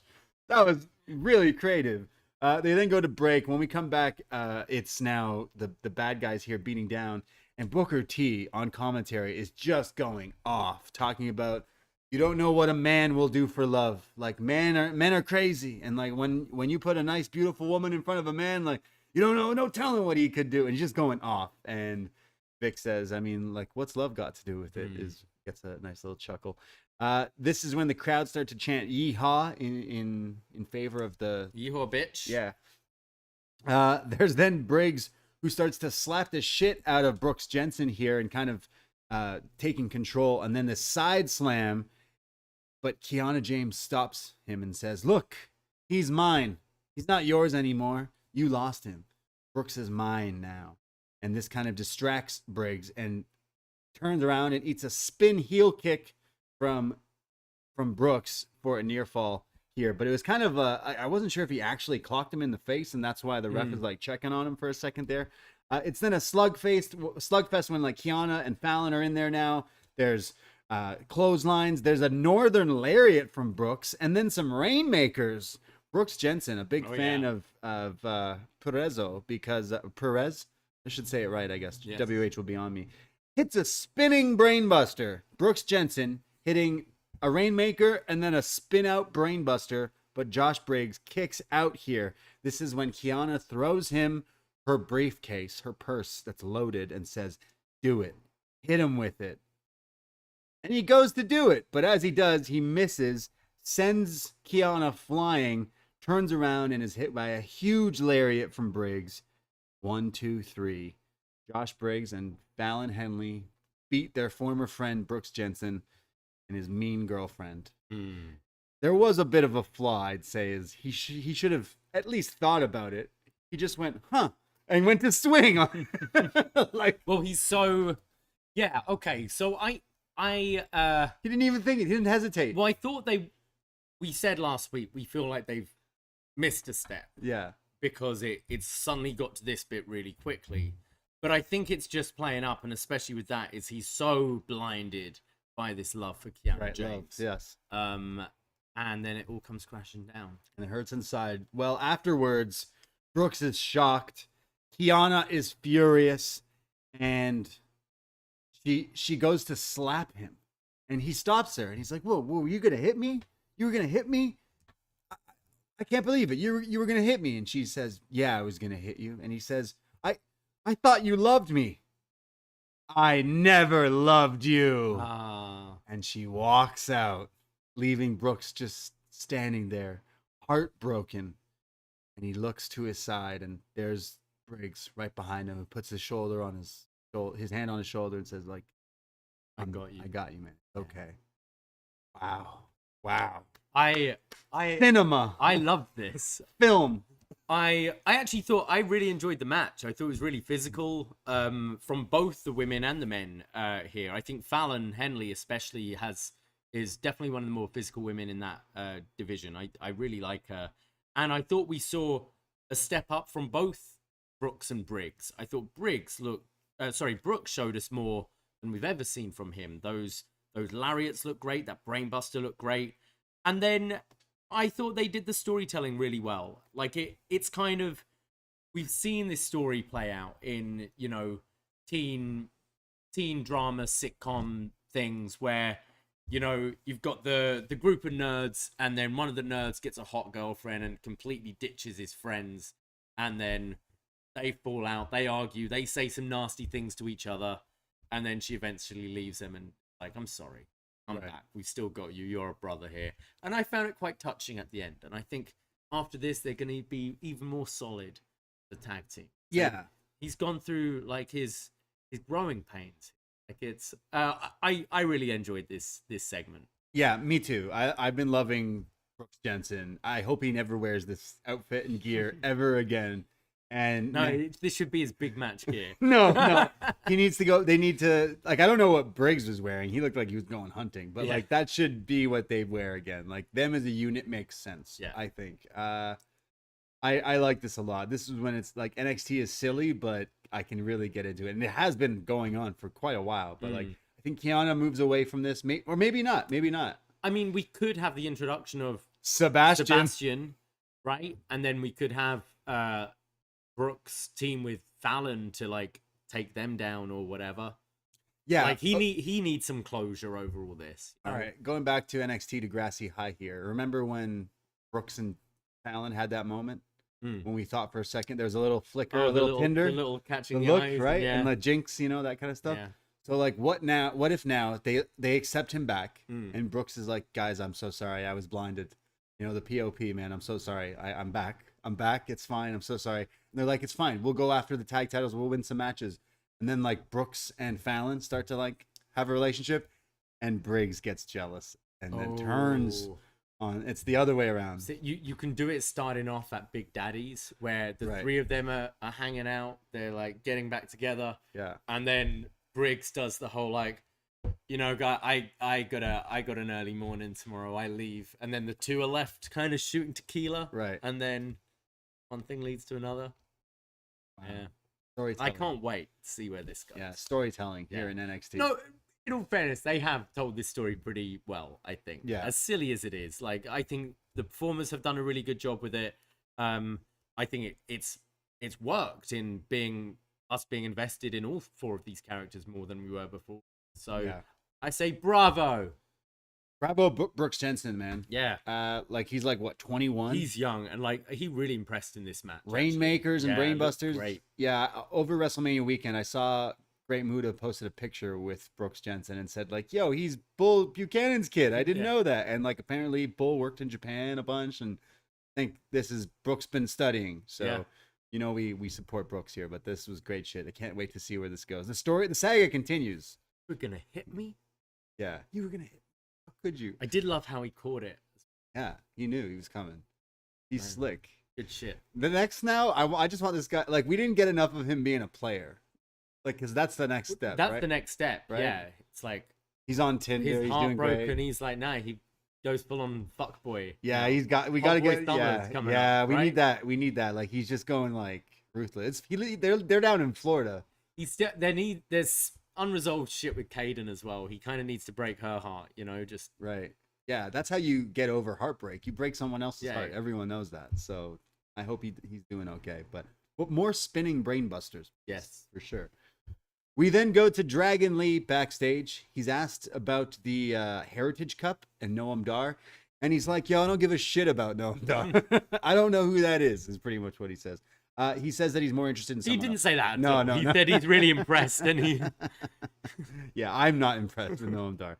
He says I imagine that we're going towards this like Heritage Cup somewhat tournament, right? That this I guy think would, it's the tournament they've done before. Yeah. Yeah. Yeah. He's interested in. he wants He knows the all cup. about heritage because he comes from a Heritage. great lineage and all that. Yeah. I would like to see that match though. The one-on-one between those two would be that's probably the finals of it, if I would imagine. Perhaps, yeah. Since that guy's been walking around with this cup for a long time. A big cup to be carrying. Big cup. Well, at least now it's just in Florida. Oh yeah. You know, it was true. in Enfield for a while, and now it's in some Florida. warehouse. It's not like he's traveling around. It was in one warehouse and now it's in another Exactly. warehouse. We then go to a great vignette from Scripps, but it's like animated Batman 90s Scripps, and he's on top of a gargoyle. As the villain. Like, he is Yeah. the villain. And you hear like the rain, and he's writing to himself, Scripps. And he says, next week we find out who believes in himself more. Because remember, his voice is all like manipulated.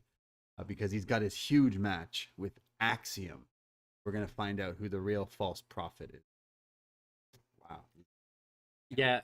Last week I said Scripps is Professor Chaos from South Park. Yeah. Butters. Here he was like, when Cartman is the coon. Yeah. It was exactly like, even He's on the animated perch? wise, just Right, yeah. perching like, I see everything that's going So on in cheesy, this but I'm city." so into it now. Like all you needed to do was when they added the cartoon like things last week, the Yeah. comic book stuff, and then did it again here. I'm like, okay, yeah, cool. Axiom should just kill you and take his mask off. I think so. He needs to take the mask off him. Yeah. This is the mask v mask match. It should be. And then this is just to reveal the true big bad. No, that's normally how these things work. So who is Like Scripps is just. we one need of another the- comic book. Yeah, we need the. I don't know who it would be. Who else wears a mask here? Scripps ain't Well, it. it's good. No, it's somebody you haven't seen. It's Oh, someone okay. behind the scenes. Right. And stuff. I don't know. Just so funny that this like we went from a love triangle thing to this guy like I'm NXT 's glad wild. we're having the match finally next week. Yeah, the bad guy, And the super. I hope they think go Axiom's full. Gonna destroy him. I hope they go like full superhero camp shit Yeah. with this, like what they've done in the past.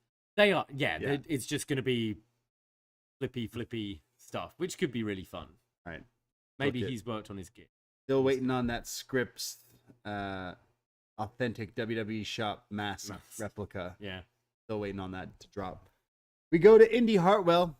She's staring at herself in the mirror, and she says tonight she has to put her title on the line against two hard-fighting opponents. She says she's traveled across the world and chased this title for years, and finally I did it.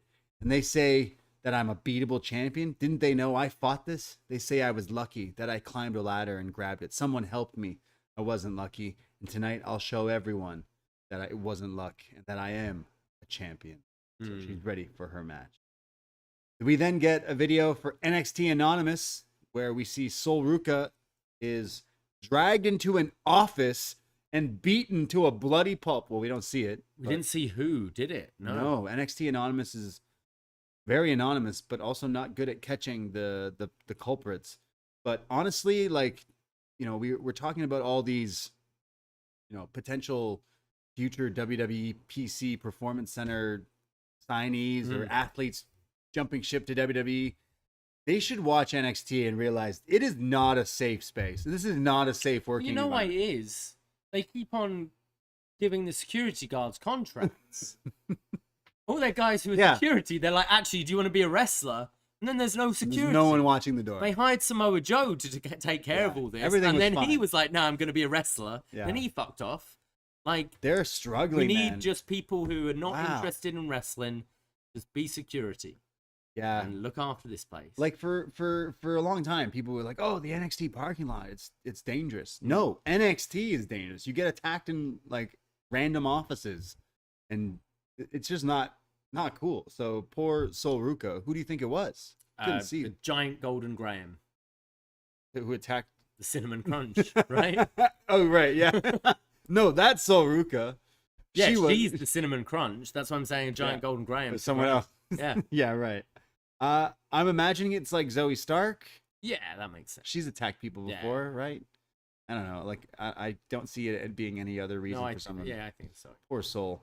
But yeah, NXT Anonymous. We then go to our next match. It's a debut of the men. Well, did we ever find out who took out Nikita Lyons? Was it Zoe Stark? Did we find that out? No, but we like assumed. So it could be just this serial attacker. Serial? Serial attacker. It'd be funny if the person attacked Sol Ruka while wearing the thing. Yeah. Like the clip should have showed. We'd see the silhouette of the Grace. Yeah. Punching the shit out of it. So like Sol Ruka was dressed in that outfit for Rey Mysterio's entrance. Yeah.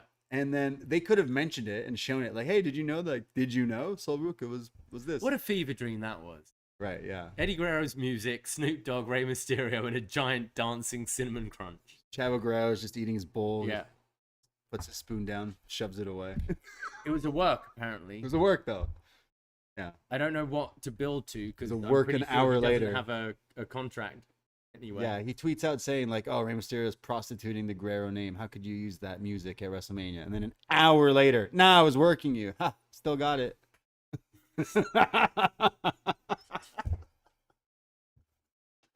I thought that was hilarious. Like, yeah, I still got it, bro. It's like you still got it. It's just lying.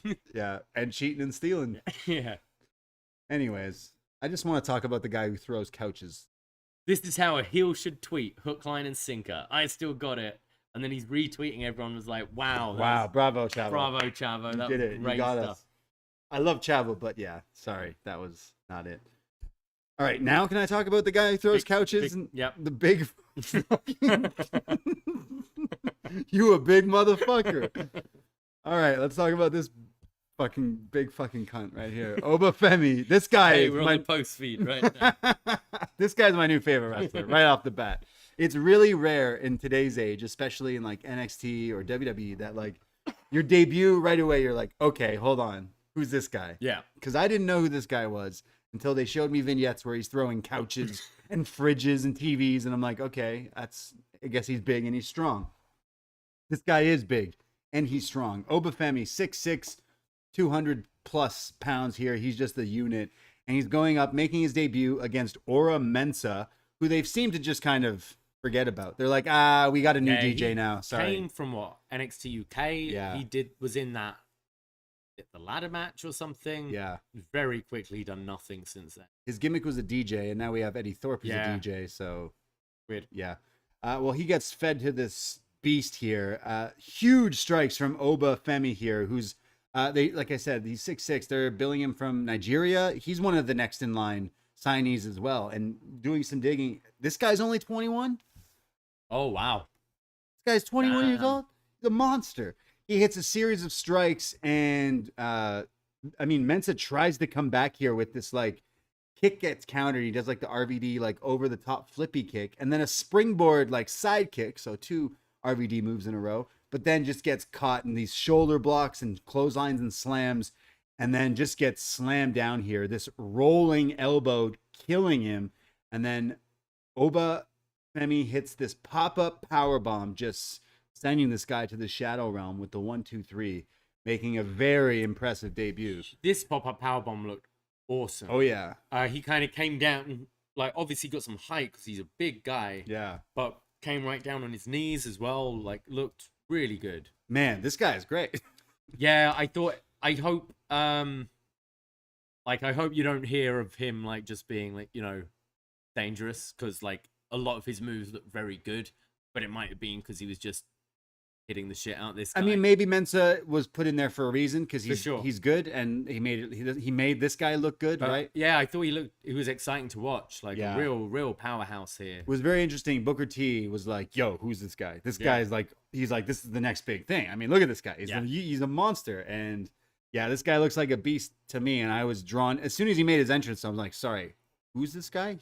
No wonder this guy's throwing I believe he was throwing those couches now because he was throwing this guy around like nothing. So yeah, future WWE star Oba Femi for sure. Honestly, making a debut and instantly being like, "Oh, you're better than a lot of the guys who are in bigger positions right now." So I would like to see more of this guy. So for sure, we will be seeing more of Oba Femi making his debut, but pretty good. After the match, Gigi Dolan just really didn't like that match because she interrupts commentary and she grabs Vic Joseph's headset and she's like, "No, I'll give it back, I promise." And she talks to the camera and she's talking to you, JC Jane.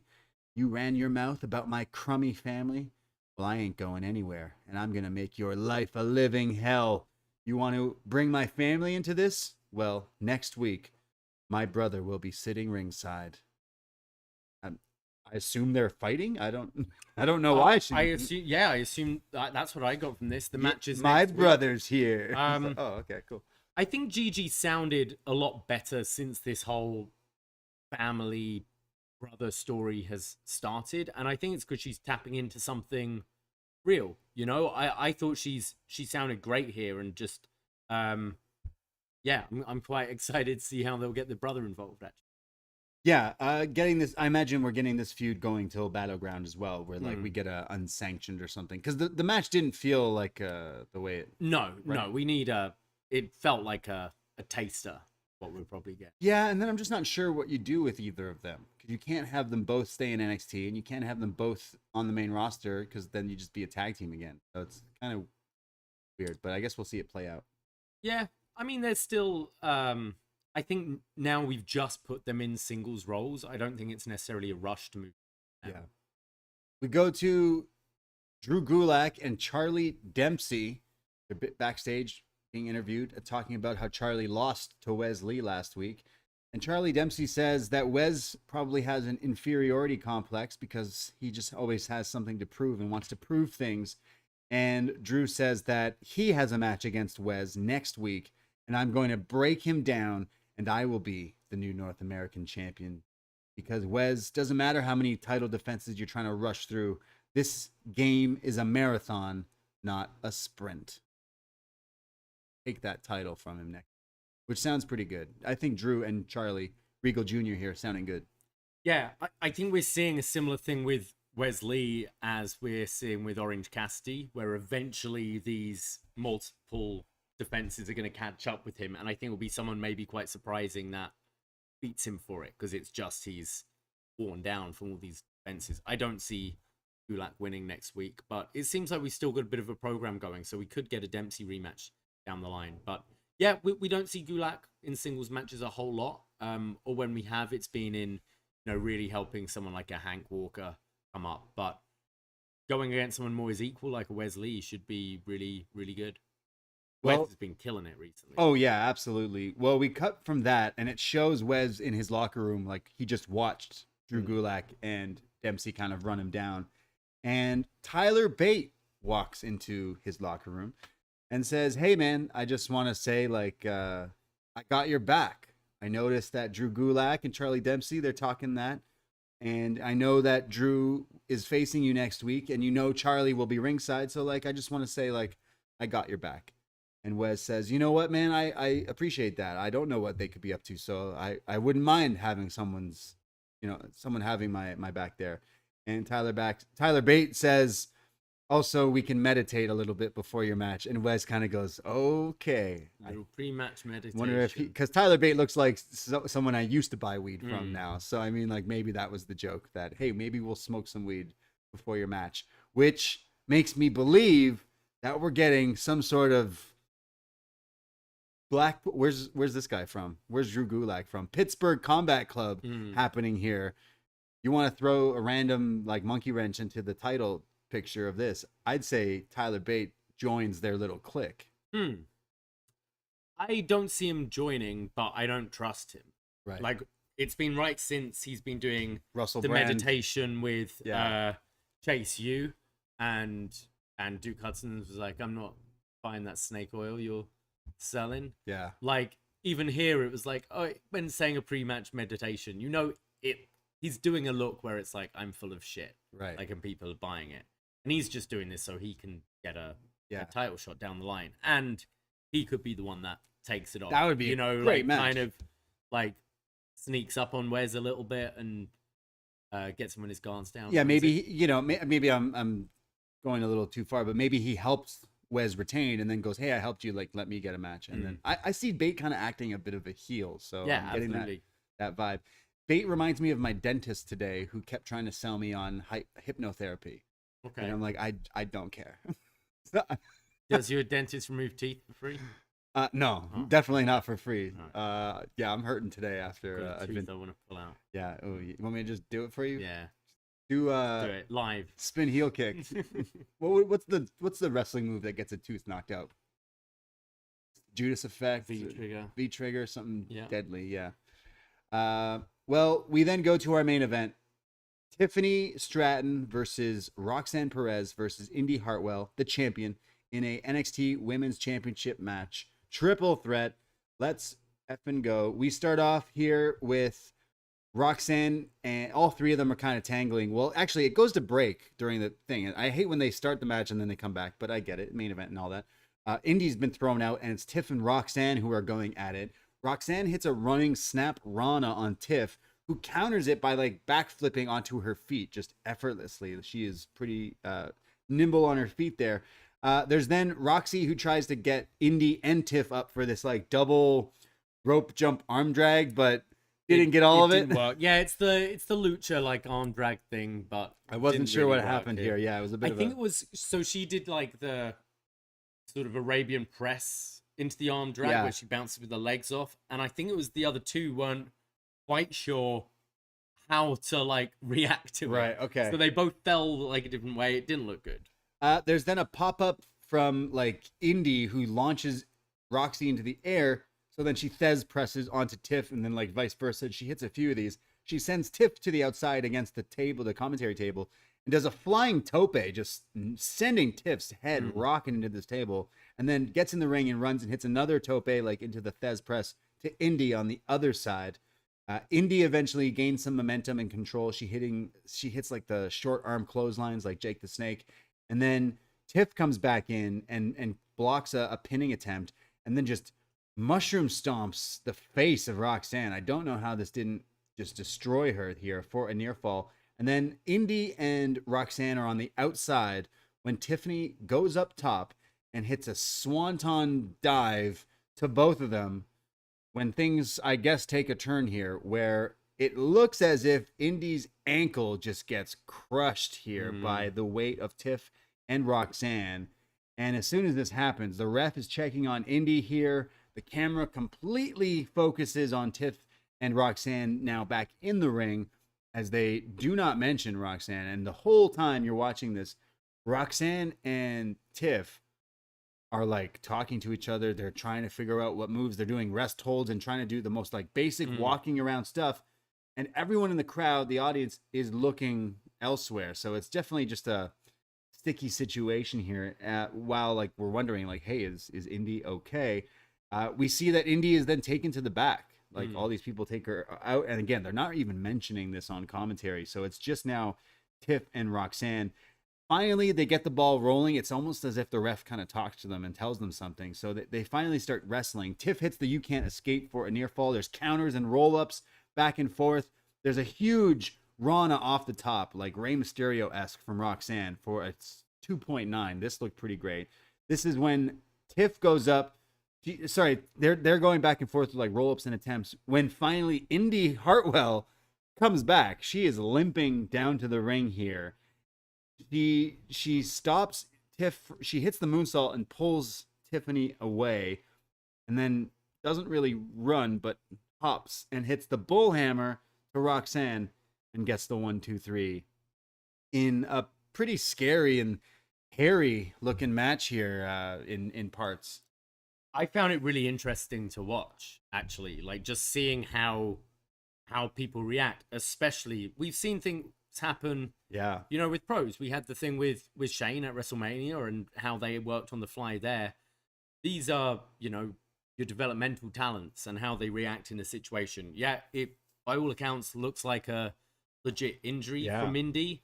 And then after that, it's just kind of Tiff, Roxanne, and the ref kind of probably just talking to backstage. Okay, how is Indi? Can she come in and finish it? I imagine it's a really bad sprain she had. Is it sprain she had? Obviously nothing broken, or she wouldn't have come back in. But to finish the match is really impressive. And I just found it really fascinating to watch. I was enjoying this match before the injury. I didn't feel the crowd were really into it at all, and certainly once the injury happened, their focus was elsewhere. But I thought all three were working hard. Apart from that kind of springboard, like arm drag thing aside, I thought both were all three were working really snug. Some nice moments, but yeah, it did fall apart a little with that injury. But credit to Indi being able to finish the thing. I mean, I'm sure she's like, if it's not broken, I'm finishing this. I've just won this title. Like, I am not vacating this thing. Yeah. But they're probably going, because the show we went late tonight. The show normally finishes 10:08 NXT, and then we're up at 10:15. This ran past the overrun tonight, because I'm imagining they're going, right, what we doing? Stall. Like, Sean's going, am I just calling it and putting the title on Roxanne again or whatever? But yeah, really gutsy performance for Indi to come out and finish this thing. Yeah, I hope she's okay. We'll definitely be learning. Like, by the time you're listening to this the next day or so, like, you could be hearing more. The fact that she went back out and finished makes me think that maybe she'll be okay. Yeah, but and if I don't know. it's just a sprain or something, like, she doesn't have to wrestle for a few weeks. She doesn't need to defend this thing anytime soon. Like, she can be back and healthy in time for Battleground and stuff. Like, it looked bad. I watched it back to replay, bad. right? Like, it looked scary. Not as scary as that Ring of Honor pay-per-view a few weeks back, that ankle. But, like, I have a serious ankle injury from years ago, and I know we just did a CN Tower climb. I was fine. But the other day, I'm walking down some stairs, and I like twisted my ankle or something, and I'm, like, still in pain. So, like, I can't imagine the pain these men and women go through all the time. I worry when I'm at work and I like have to climb up a shelf to grab a bottle and just like jump off, and I think of like the Sid Vicious just snapping. Getting old now. Yeah. So we live vicariously through these entertainers. But yeah, after that match, Indi's celebrating. You think NXT's going off the air, but no. It's Tony D'Angelo and Stax. It's the middle of the night. It's raining. And they are at the docks, and you just see them like dumping something into the water. And they say, just like Luca Brasi, pretty deadly, sleep with the fishes. They go, that was pretty easy. They go, yeah. They go, like, what's next for us? Tag titles. Anyone who crosses us, they'll end up like pretty deadly. Dax laughs because he just laughs at everything, and he says, yeah, it's going to be a long drive, and it's some deep water. We did some business here today. Get in the car and drive off as NXT goes off the air. Yeah, this definitely felt like a write-off for... I mean, we saw this is how they wrote off Two Dimes. Killed him. They killed him. Murdered him. I think this is confirmation. We're absolutely seeing Pretty Deadly on Raw or SmackDown. I'd love to see them continue this, though. Like, their debut. They need to show up soaking wet, covered in seaweed and stuff. Like, they're in Texas next. Just looked. Yeah. Yeah, so Is there a river between Texas and Florida? Yeah, probably. Probably, yeah. Yeah, we have the whole documentary. They're drafted, but then it's like they're not them there. showing up, them being taken in by some old man to his cabin to like feed them like Frankenstein and Michael Myers. Yeah, exactly. Yeah, they make their way back to Florida. Yeah, and then just so funny that like the gimmick is this guy is our mafia, so let's just literally kill them. It's a great like now it's anytime we have these mass WWE firings. Like once Dyad finally get their release, all you just need is a picture of Tony and Stan looking at the river. That's the best part. The segment's like them like, well, like, you don't see them drowning people. You don't see any of that. It's just like, whew, that was hard. That was easy or whatever. It's like, which oh I mean, God. they So did the funny. same with like Dexter. Like, there's never been confirmation that He's killed he anyone. killed anyone, but it's just You never watched the TNA. implication. Yeah, you never watched No. Impact. Yeah, really funny. It definitely, like, the way they were trying to film it was like Goodfellas. Like, there's certain scenes, the way the lighting and everything, like, super funny. A pretty fun episode of NXT, actually. I was really happy with the Carmelo Hayes Grayson Waller match. So like the rest of the show was fine for me, but still like had my attention. Obviously this was like somewhat of a bigger TV special. So that match definitely delivered. Obviously they didn't know in hindsight with the injury of Indi and stuff like that, but I still would have had that match be the main event and then Melo getting hurt and getting stretchered out as like your final image would have been, I think, a bit more impactful. So I am still a little confused of why they did it that way, but either way, like, it still aired and it's fine. That was my favorite part, like the match and the angle. Something I was wondering when they did it that way round was whether they want, if this is say Roxanne leaving, like Roxanne was the one who took the pin, whether, you know, the typical NXT farewell moment, like she's had a championship, she's been a pretty focused character for a while. If she is graduating, they might have wanted her to end the show to get that moment with the crowd after. Fair, yeah. Maybe the injury like dragged the match over a bit, or maybe it's something we see like, you know, on .com after the things go off. But yeah, maybe it was that way round. But I thought that angle was great. The Waller Mello, all the stuff with Bron there. Good debut for Oba Femi. Funny stuff with Tony and Stacks. Brooks Jensen keeping me interested. Yeah, I enjoyed this week. I enjoyed this week, and it sets up for, like, I know they have the Battleground same night as Double or Nothing, but Braun and Mello too is a big enough match to, and it is where Mello's from, right? Mass. So like That's he's right, fine. yeah. Like that'll be pretty cool. If you're getting Dijak and Dragunov on that as well, that's pretty banging. I'm imagining it's some sort of tag match. Gallus, maybe the Dyad. Yeah. Maybe not, right? Or have Brooks and Briggs. They never really finished their beef with Gallus, did they? They beat them, didn't they, before they went away? True. So they were the ones to beat Gallus originally for the NXT UK title. And they've only had the shot. Or no? No, they won in a tournament or something. Won in like some bar fight. More bar fights. Yeah, Big Daddies. Yeah, what if Gallus this whole time, because it was revealed inadvertently, because we're detectives, that Big Daddies is the bar that Fallon owns, and Big Daddies is the bar that Gallus go to. Yeah. So really, there needs to be some sort of storyline there. There was a .com. Gallus can be like, hey, their bar was almost going to go out of business till we moved to Florida. Kept you in business. we no one was drinking. here. We just had so many Moscow mules every day. Yeah. There was a .com video of Briggs and Jensen. I haven't listened to it yet, but they are like consoling Brooks backstage. So I think they are getting back together. Yeah, yeah. But that was pretty funny. Like, for following this show, I know a lot of people out there don't watch NXT, and we are your gateway to let you know what's going on. But like, we've been following these guys for so long. This felt like the video felt like they were like treating it like such a big thing. So it made me laugh, and it really entertained me. And honestly, Brooks Jensen, never wear that outfit in like gear again. Brian Mann style for that whole MJF the Punk whole epic feud, thing, like... and then that match. So yeah, this was great night of wrestling. Yes. Great night of NXT. Well, that's what we thought. Let's see what you guys thought. We always post up feedback on the Poison Rana Facebook group. Do follow that if you haven't already. Yeah, there's a Facebook page, and it leads you to the Poison Rana Facebook group. We all share fun things in there, including feedback threads. And we start off with Fire Frank, who says, "Rip Elton and Kit. I'm sorry that Brooks got dumped, but he learned a valuable lesson. Bron just hates barricades and walls, doesn't he? What an impressive debut by Oba. See you down the road, Roxanne." Question mark? Maybe. Possibly. And we go to Megan, who writes in, "A pretty good bridge episode as we head to Lowell. Melo and Bron get to break into their newer skins as babyface and heel, respectively. Especially Melo, who needed to go all the way with his babyface turn without relying on tricks to win matches, meaning trick. Bron versus Chase is what it needed to be, and to establish Bron as a monstrous heel.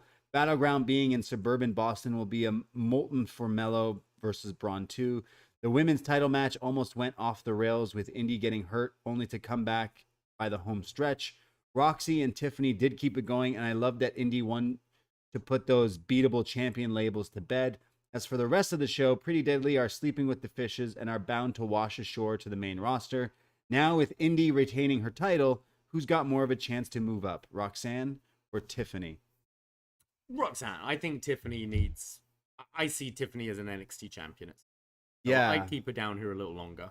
Yeah, like Roxanne is young. She's already been champ here. They can totally spin off the, I love wrestling and I'm 21 or whatever, like on the main roster.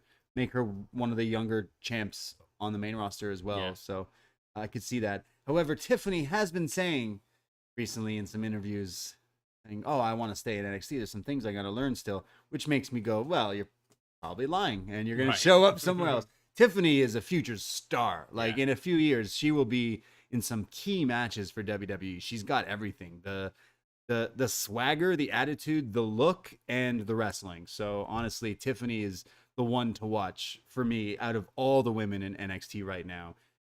Definitely see her being a big part of someone WWE latches onto as being one of their bigger stars. And she definitely is already delivering for sure. So you're right, though. I would like to see her as NXT champ here and then eventually go up. So if that's the match, Indi versus Tiff didn't get pinned.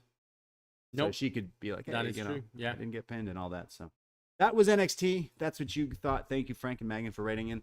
We will be back next week, of course, every Tuesday night after NXT goes off the air. We go live on the Post Wrestling feed with the new upNXT. Battleground, though, we'll be going live the Monday. They made us choose, and we're honest, normal men, and we chose. So. And we will be doing another watch party. On that Sunday. Tickets to be released soon, but the same place, Gabby's, 309 King Street West. We will be showing Double or Nothing. That's right. So go Double or Nothing with us if you're in the Toronto area, the GTA. Come hang out. When is it? Sunday 28th. Something like that. Double or Nothing. And no, we won't have NXT on in the next thing. It's going to be hard, though. People are going to spoil it for us. So it's like, whatever. But we are making our choice. So I'm sorry. But yeah, we will be hanging out in Gabby's Toronto for that. That's a little sneak announcement. And follow this space for more announcements going forward this summer. There's lots of wrestling in our hometown, some wrestling in your hometown. Means we're gonna be in B's hometown. We're gonna be in a lot of places, doing a lot of things this summer. So definitely watch this space, especially if you're planning on going to any of these shows or thinking about it. We're gonna be doing some fun stuff. Can't wait to make some more announcements in the near future, but I digress. Go follow us on Twitter, Instagram. I made a joke last week. I said, hey, why aren't you following on Instagram? And a few new followers popped up. At Poisonrana Pod there on Twitter, Instagram for all that fun stuff.